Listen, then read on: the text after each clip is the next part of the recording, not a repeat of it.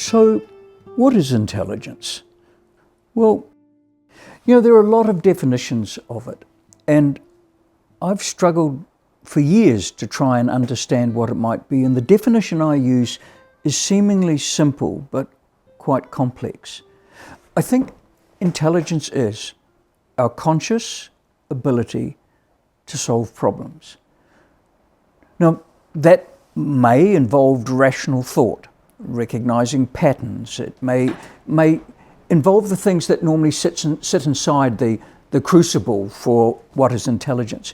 But we also productively solve problems by creative thinking, embodied thinking, sensing things.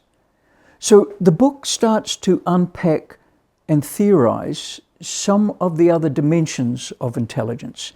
So some of them I've had to make up names for them because they haven't been theorised, but broadly it looks at embodied intelligence. That's the intelligence where we are able to solve problems by being inside these things. So it's not abstraction, but it's sometimes very, very complex. So for instance, I might build clocks by being inside the working of the clock, or I build a house, or I teach. Many teachers, if you have a look at the highest level of their sophistication, it's happening inside the embodiment. But then there's some other kinds of intelligence. So one which I would define as translative intelligence we often see in the arts. So this is the ability to experience something in one dimension and then synthesize it and translate it into another. So let me give you a concrete example. Let's say it's nighttime and you are sitting by a lake by yourself. The sky is full of stars. And you absorb that. So some thinkers are able to take that and go away and write a nocturne. So in other words, they're able to take one experience of something, break it down, reconstruct it in a different form, a different medium.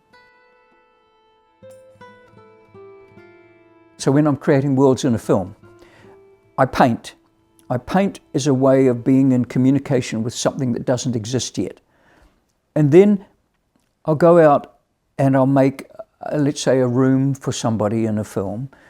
And I'm asking questions like, what is the weight of light? Or what is the texture of hope? What does anxiety and comfort look like in your heart when that is in the room that you inhabit? Then there's another kind of intelligence that gets, unfortunately, turned into problems pretty quickly.